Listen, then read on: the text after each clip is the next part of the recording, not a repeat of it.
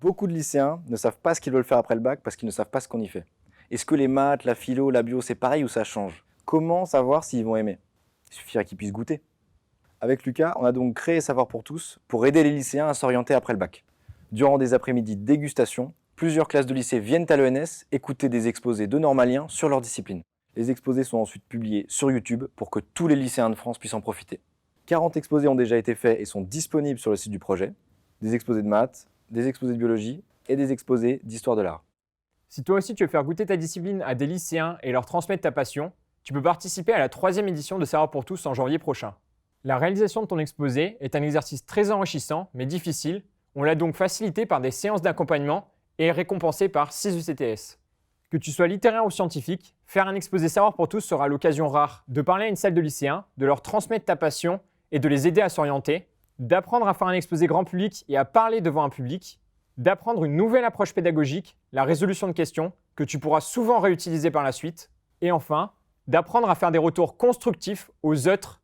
Donc si tu es littéraire, tu feras des retours sur les exposés blancs des scientifiques et réciproquement. Toutes ces compétences que je viens de vous citer ne nous sont pas enseignées dans nos études. Juste quelques précisions sur ton exposé. Il a pour but de faire goûter ta discipline. C'est pas un cours. Il durera donc 20 minutes maximum et sera construit sous forme de résolution de questions. C'est cette approche qui va rendre ton exposé le plus intéressant possible pour les lycéens. La résolution de questions consiste à poser une question intrigante aux lycéens et à la résoudre avec eux. On peut la décomposer en 3 phases. Première phase, l'intrigue. Tu fais naître la question et l'envie de la résoudre chez les lycéens. Deuxième phase, tu poses la question qui leur brûle les lèvres après l'intrigue. Et troisième phase, tu la résous avec eux. Maintenant, 2 exemples de résolution de questions, une en sciences et une en lettres.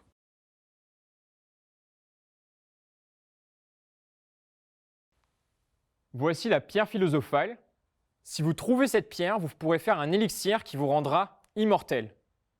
Malheureusement, c'est une légende, vous ne pourrez pas trouver cette pierre et vous ne pourrez pas devenir immortel. Mais en fait, c'est peut-être pas si sûr. Peut-être que vous pouvez devenir immortel parce qu'en 1750, l'espérance de vie était de 25 ans.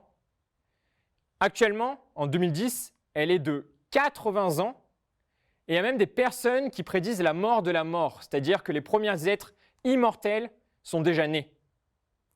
Mais si nous devenons immortels, en fait, il va y avoir un petit problème, réfléchissons-y 2 secondes. Actuellement, donc, nous ne mourrons pas. C'est-à-dire que nous, notre génération, elle va faire des enfants, ces enfants vont faire des enfants, et puis il y a malheureusement un jour où nous allons mourir. Et puis nos petits-enfants feront des enfants, leurs grands-parents mourront un jour, puis les enfants feront des enfants, les grands-parents mourront, les enfants feront des enfants, etc., etc. Donc actuellement, puisque nous sommes mortels, il y a des personnes qui naissent et des personnes qui meurent. Mais si nous devenons immortels, nous allons faire des enfants, nos enfants vont faire des enfants, mais nous n'allons pas mourir. D'accord? Donc nous n'allons pas disparaître en quelque sorte.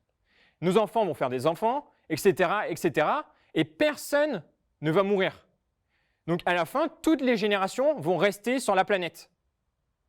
Et donc la question qu'on peut se poser, c'est si nous arrêtons de mourir, si nous devenons immortels, est-ce que la population va continuer à augmenter, à augmenter, à augmenter jusqu'à l'infini et donc poser d'énormes problèmes sur la planète Terre?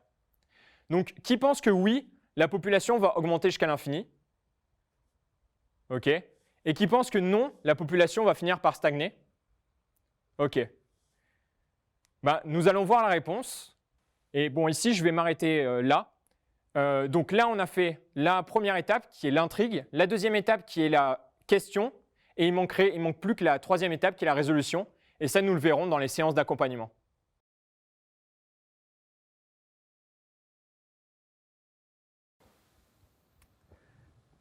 Je vais vous lire un extrait d'un livre qui s'appelle Candide et qui a été écrit par Voltaire, c'est-à-dire lui, en 1759.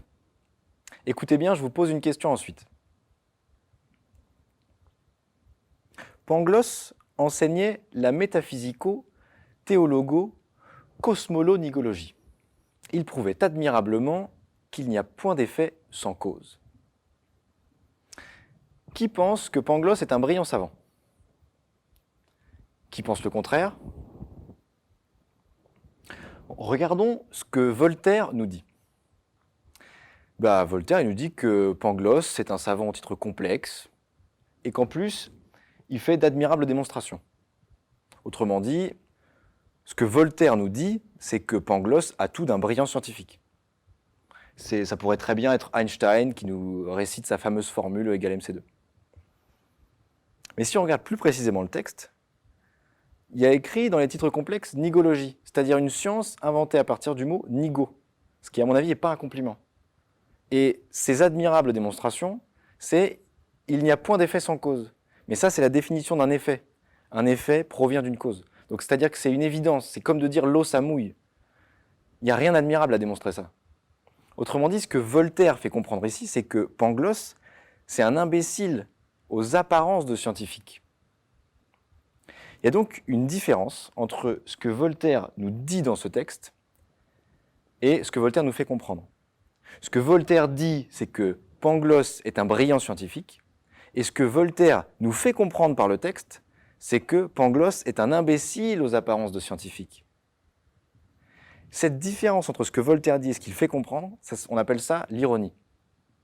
Plus généralement, l'ironie, on peut la définir comme dire A pour faire comprendre B. Dans l'exemple, A c'était Pangloss est un brillant scientifique, et B c'était Pangloss est un imbécile aux apparences de scientifique. Ce qu'on voit, c'est que le but de l'ironie, c'est faire comprendre B. Mais d'habitude, quand on veut faire comprendre quelque chose, on dit cette chose. Pourquoi aller dire autre chose? Pourquoi aller dire A si on veut faire comprendre B? Pourquoi Voltaire nous dit-il que Pangloss est un brillant scientifique s'il veut nous faire comprendre que c'est un imbécile aux apparences de scientifique? Pourquoi ne dit-il pas directement que Pangloss est un imbécile? Autrement dit, la question qu'on peut se poser, c'est pourquoi faire de l'ironie?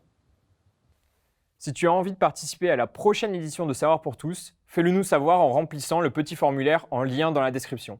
À très bientôt.